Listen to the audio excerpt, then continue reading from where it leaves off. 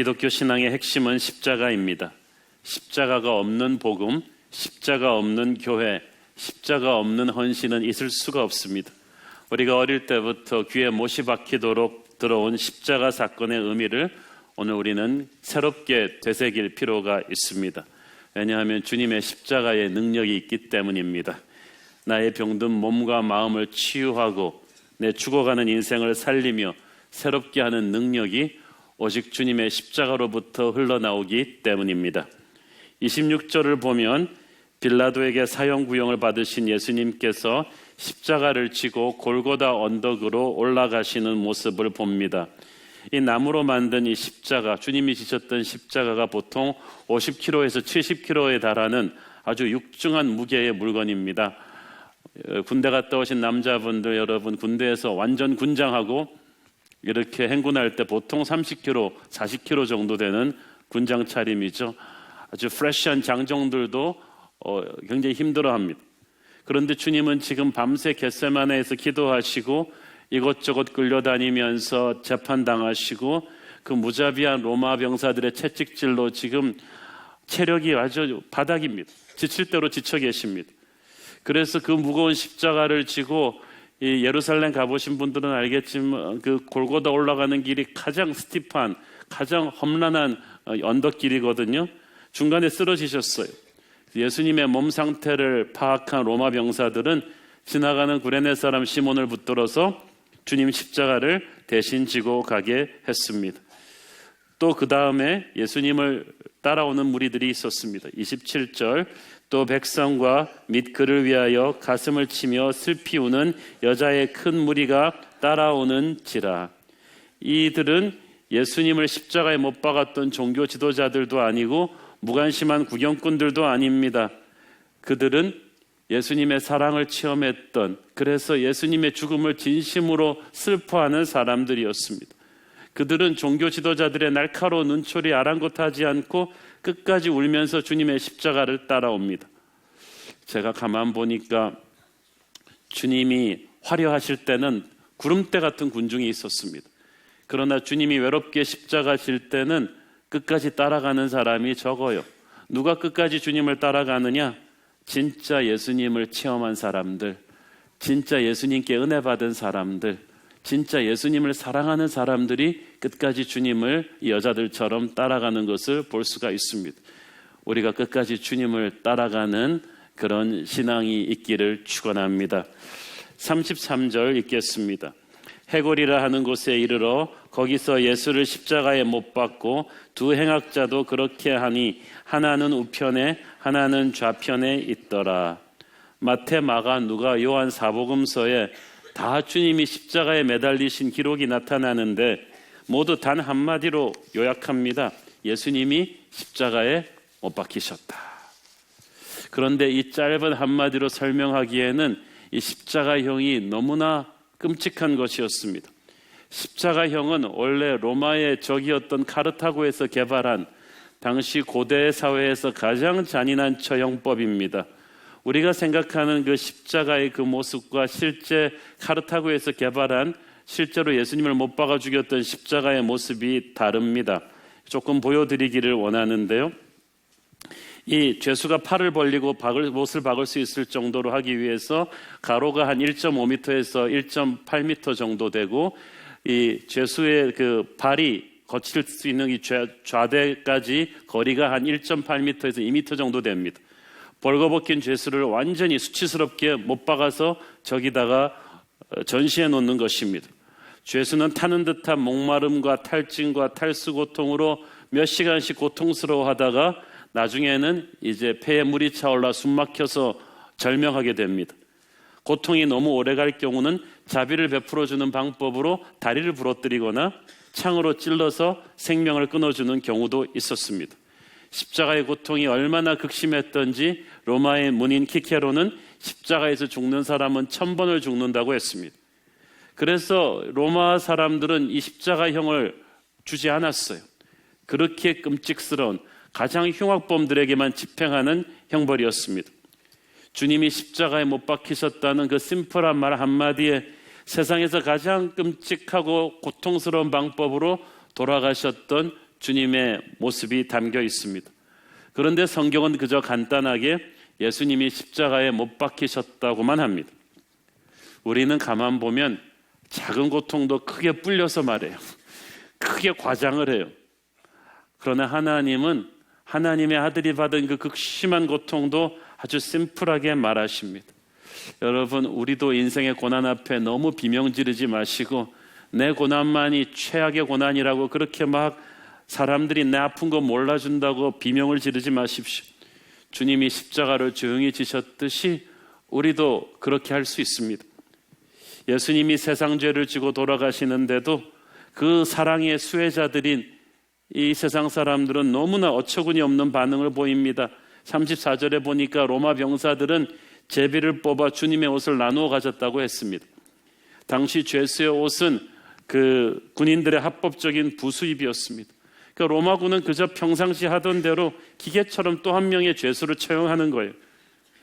자신들이 못 박아 죽이고 있는 이분이 자신들의 죄를 대속할 하나님의 아들이신 줄은 꿈에도 모르고 무덤덤하게 제비 뽑고 있는 병사들, 거룩한 주님의 백성 앞에서 아무 느낌이 없는 사람들입니다.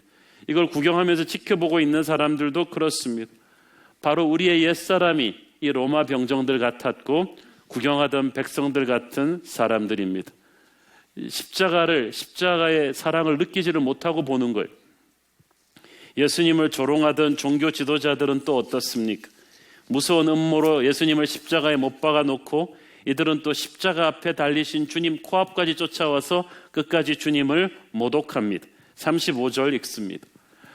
백성은 서서 구경하는데 관리들은 비웃어 이르되 저가 남을 구원하였으되 만일 하나님이 택하신 자 그리스도이면 자신도 구원할지어다 하고, 이 말 어디서 많이 들어본 말 같지 않습니까?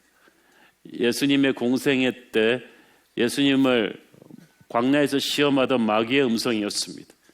성전 꼭대기에 주님 올려놓고 말합니다. 네가 만약 하나님의 아들이거든 이 위에서 뛰어내려라.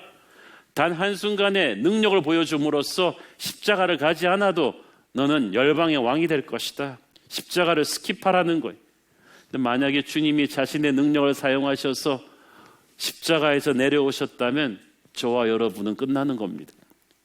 주님은 자신을 구원하기 위해 자신의 능력을 사용하지 않으셨습니다. 십자가 위에서 전 인류의 죄를 대속하는 죄의 권세를 멸하려는 하나님의 사명이 있었기 때문입니다. 하나님의 위대한 사명이 있는 사람은 사람들의 비웃음에 일일이 자기 변명할 필요가 없습니다. 대꾸할 필요가 없습니다. 우리는 조그만 힘이라도 있으면 억울한 일 안 당하려고 합니다. 자신을 지킬 것입니다.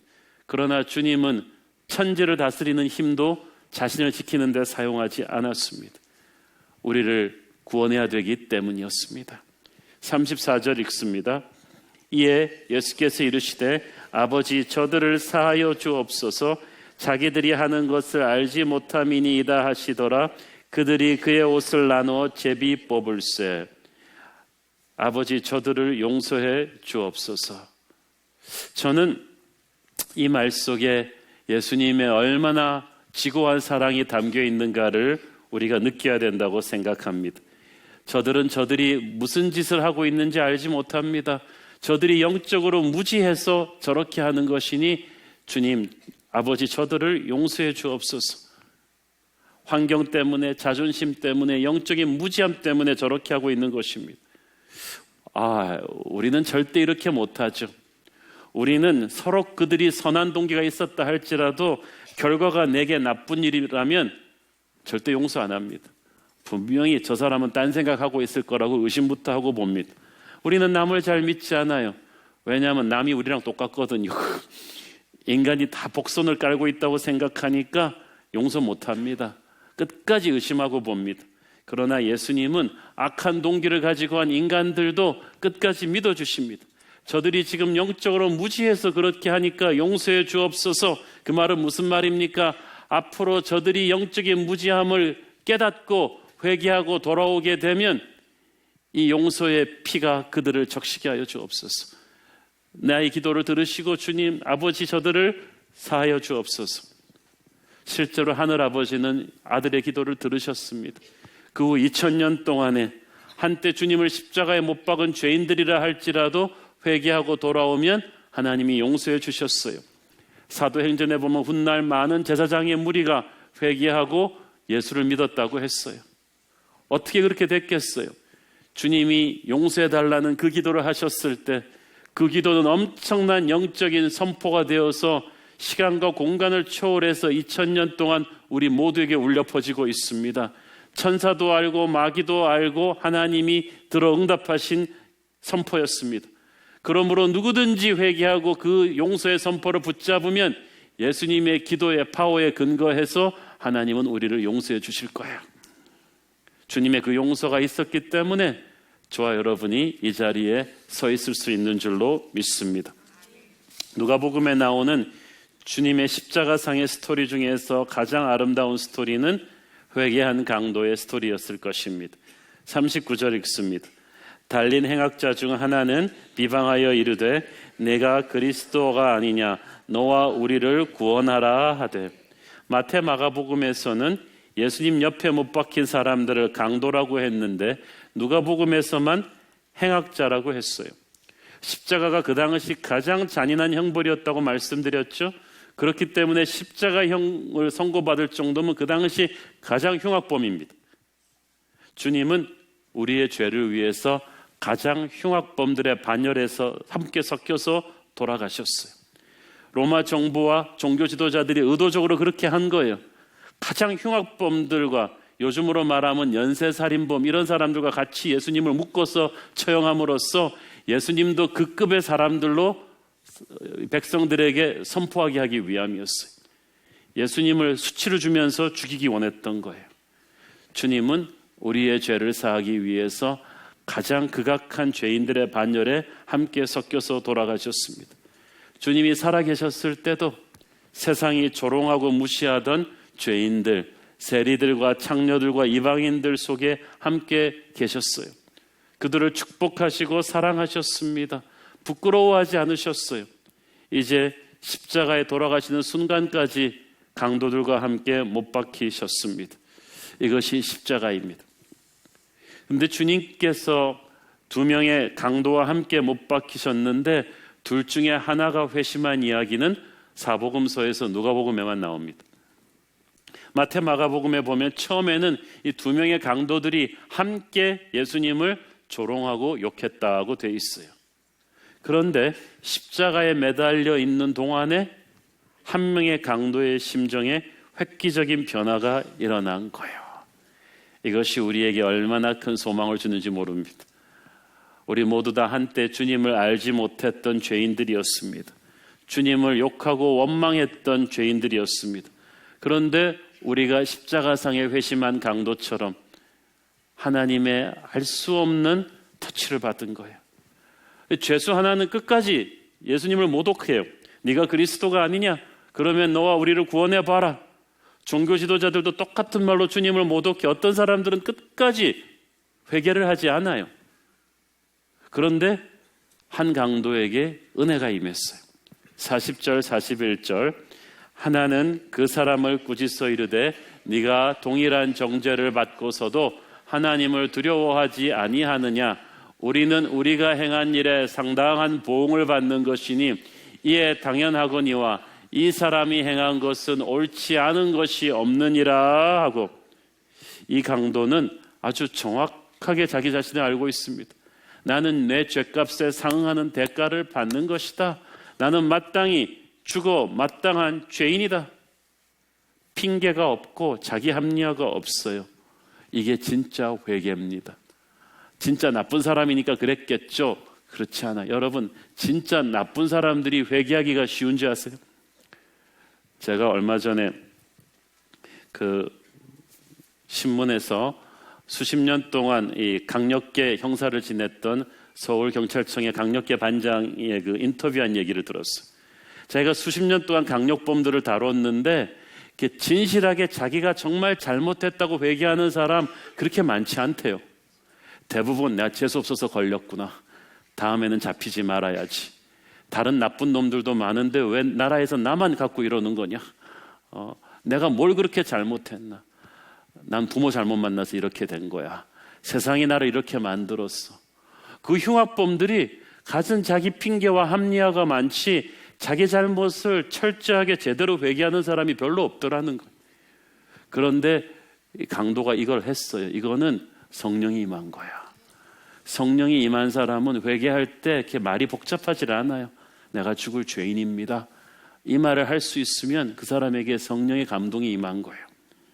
그리고 강도는 예수님께 애원합니다. 예수여, 당신의 나라에 임하실 때에 저를 기억해 주십시오.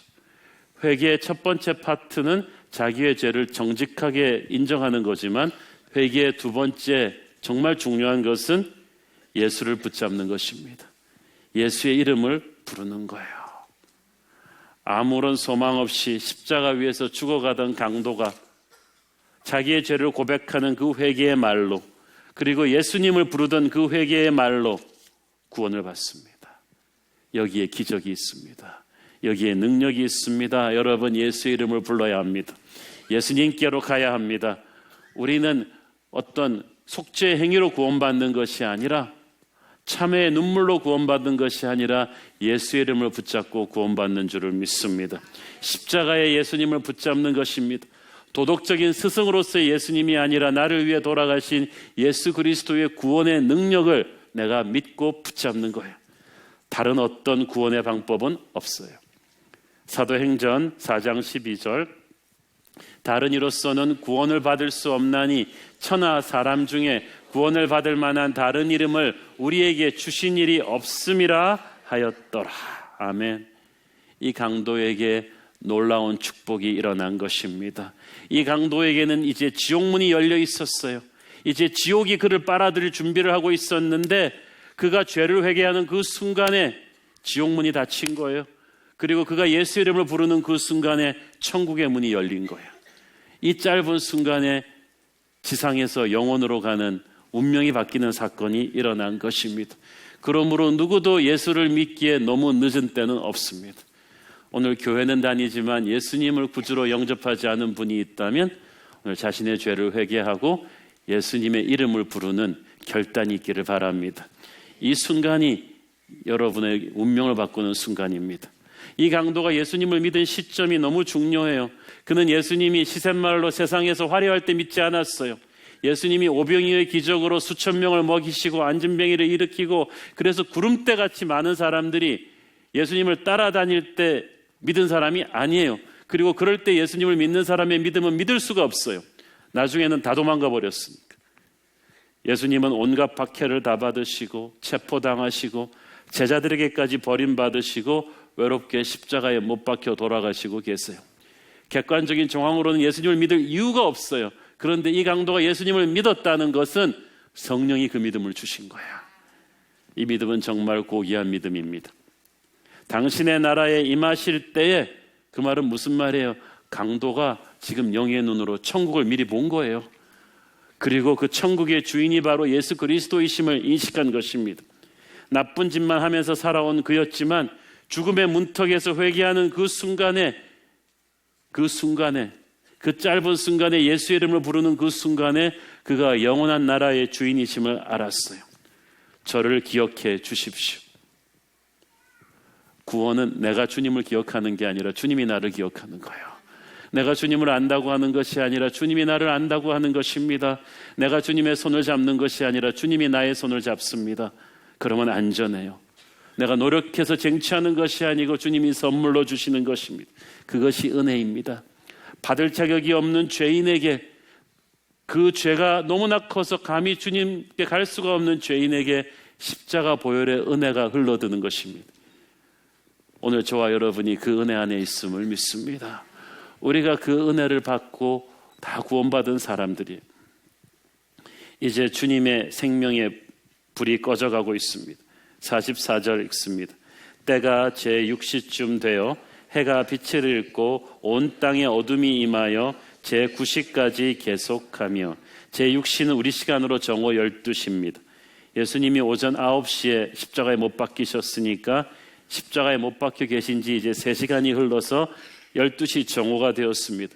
이때쯤이면 태양이 하늘 한복판에서 이글거려야 될 시간인데 온 땅이 어둠으로 덮였다고 했어요. 우리가 일식으로 몇 분만 캄캄해져도 막 무서워하는데 3시간 동안, 그러니까 9시, 오후 3시까지 캄캄해진 거예요. 이것은 굉장히 큰 상징적인 의미가 있습니다. 예수를 죽인 세상은 캄캄한 절망입니다. 예수를 죽여버린 세상이 지옥이에요. 지옥 같은 어두움이 땅을 덮은 것입니다.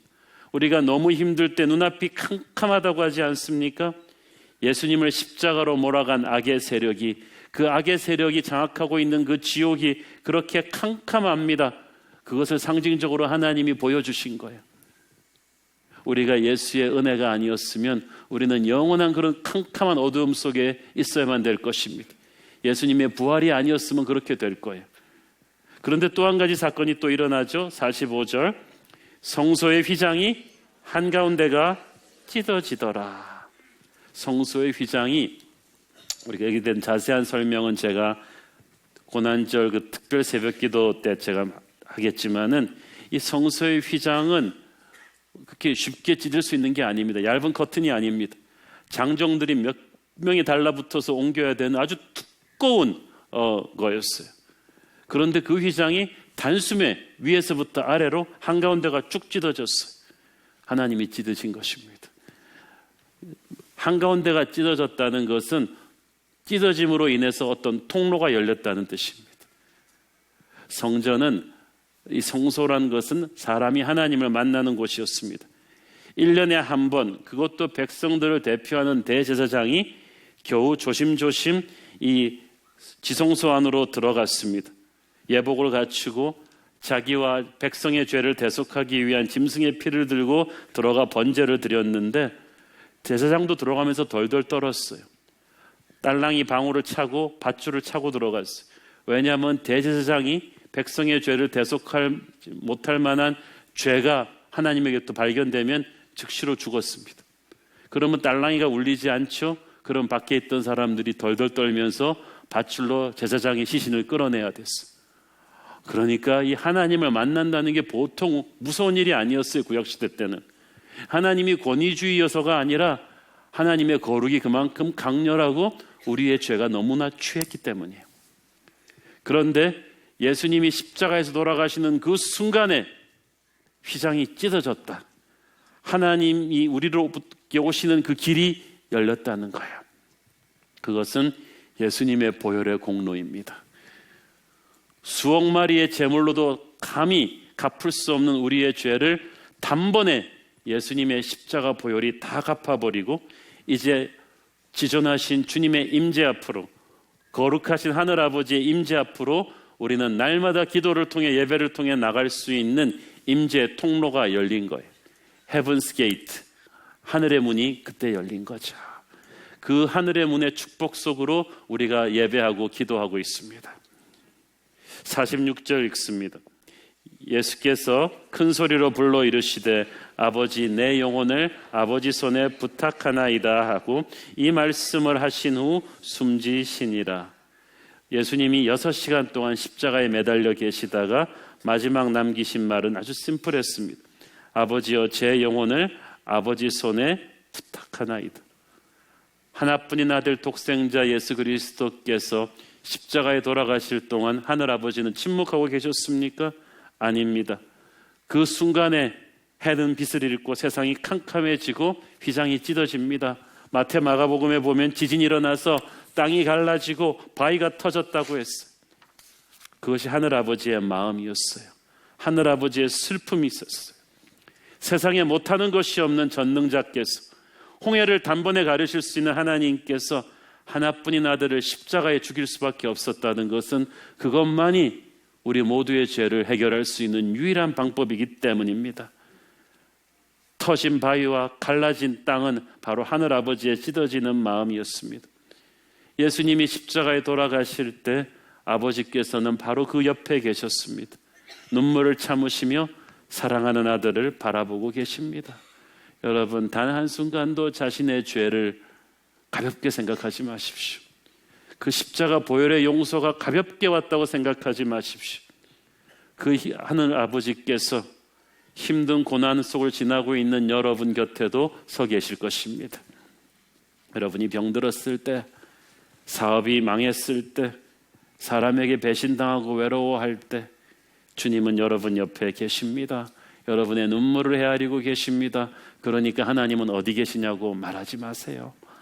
그리고 말씀하십니다. 나는 너를 버리지 않는다. 내 아들을 버리지 않았듯이 나는 너를 버리지 않는다. 이 고난은 십자가의 고난처럼 변장된 축복으로 너에게 올 것이다. 놀라지 말라, 두려워 말라. 나는 너의 하나님이다. 나는 너를 지명하여 불렀다. 내가 너를 보호해 줄 것이다. 나의 보혈의 은혜로 너를 덮어줄 것이다. 십자가에 매달리신 아들을 바라보는 아버지의 사랑이 오늘 저와 여러분도 지키고 있습니다. 그러므로 어떤 상황 속에서도 하늘아버지를 의지하십시오. 아무리 복잡하게 꼬인 인생도, 너무나 처참하게 무너져버린 인생 가운데서도 자신의 영혼을 아버지의 손에 온전히 의탁하십시오. 아버지여, 제 영혼을 아버지의 손에 부탁하나이다. 얼마나 아름다운 죽음입니까?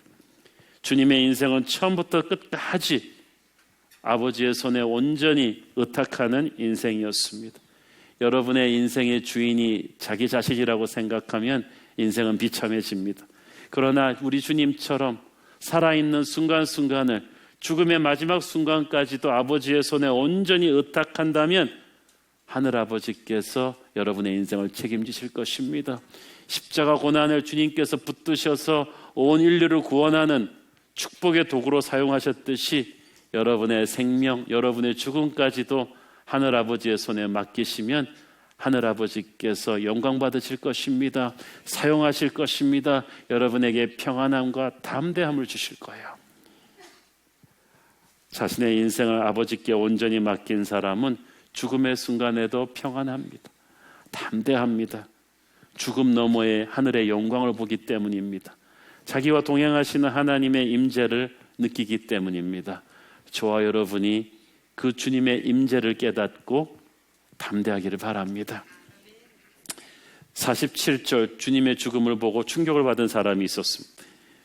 백부장이 그 된 일을 보고 하나님께 영광을 돌려 이르되 이 사람은 정령 의인이었도다 하고, 백부장은 보통 사람이 아닙니다. 수많은 전쟁에서 단련된 로마의 영광급 장교입니다. 그는 수많은 사람들이 죽어가는 것을 이때까지 보고 살았습니다.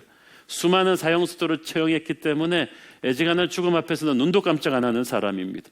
그런데 그의 입에서 이 한 유대인 죄수의 죽음을 보고 이런 고백이 터져 나왔다. 놀라운 일이죠. 그의 부하들은 방금 전까지 예수님의 옷을 가지고 제비 뽑았던 병사들입니다. 마태복음에 보면 백부장뿐 아니라 함께 예수를 지키던 자들, 그러니까 백부장의 부하 병사들도 함께 두려워 말하기를 진실로 이는 하나님의 아들이었다고 고백합니다. 무슨 일이 일어날 것일까요? 무슨 일이 이런 잔인하고 강팍한 로마 병사들로 하여금 예수님을 살아계심을 선포하게 했을까요? 이들은 수많은 죽음을 보아왔지만 예수님처럼 남을 원망하지 않고 끝까지 남을 용서하면서 침착하게 죽음을 맛보는 분을 처음 보았습니다. 죽어가면서까지 남을 용서하는 분을 처음 보았습니다.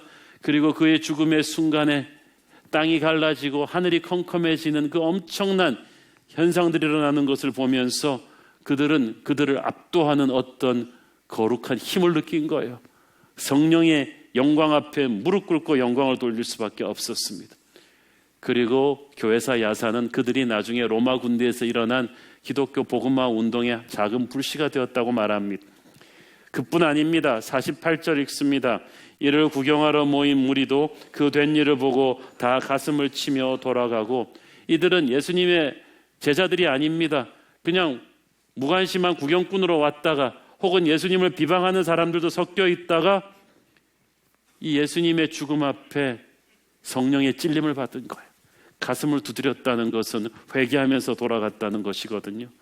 이들이 나중에 베드로가 오순절 다락방 사건 이후에 설교했을 때 이들 중에 많은 사람들이 말씀을 듣고 마음이 찔려 회개하고 주님께 돌아오는 역사가 일어나게 되죠. 십자가는 짧은 순간에 끝난 사건이지만 이것이 얼마나 많은 지진을 일으켰는지 몰라요. 연쇄작용이 일어난 거예요. 십자가 앞에 바짝 붙어 있던 사람들은, 강팍한 로마 병사들도, 무관심한 유대인들도 다 흔들렸어요. 십자가가 멀리 있을 때는 내가 아주 크다고 생각합니다. 그러나 십자가에 가까이 서게 되면 그 보혈 앞에 나를 바로 내려놓으면 내가 얼마나 추하고 작은 존재인가를 깨닫게 됩니다. 주님의 십자가는 오늘도 말없이 서 있습니다. 그리고 십자가는 십자가의 말을 합니다. 우리의 죄에 대해서, 하나님의 사랑에 대해서 오늘 십자가를 통해서 성령께서 여러분에게 주시는 음성을 들으십시오. 회개한 양심과 성령의 감동을 받은 사람에게는 십자가는 살아 움직이는 하나님의 능력으로, 구원의 능력으로 다가옵니다. 처음에는 아주 미세한 감동이었지만 나중에는 나의 못된 옛사람을 산산이 깨어버리는 엄청난 영적인 폭풍이 되어서 나를 휩쓸어 버릴 것입니다. 내 안에 있는 모든 죄를 쓸어가 버리는 폭풍, 내 안에 있는 모든 용서치 못하는 마음과 더러움을 쓸어가 버리는 폭풍, 나를 누르고 있던 모든 어둠의 세력을 쫓아버리는 거룩한 은혜의 폭풍이 오늘 십자가 보혈을 통해서 저와 여러분에게 임하기를 원합니다. 아무도 그 폭풍을 막을 수는 없습니다. 오늘 우리 모두가 이 십자가의 능력 앞에 새로워지기를 원합니다. 주여 우리에게 이 거룩한 보혈의 충격을 주시옵소서. 그래서 십자가의 능력을, 그 놀라운 영광을 이론과 학설이 아닌 나의 심장으로 느끼게 하여 주시옵소서. 그것이 저와 여러분의 고백이기를 바랍니다. 기도하겠습니다.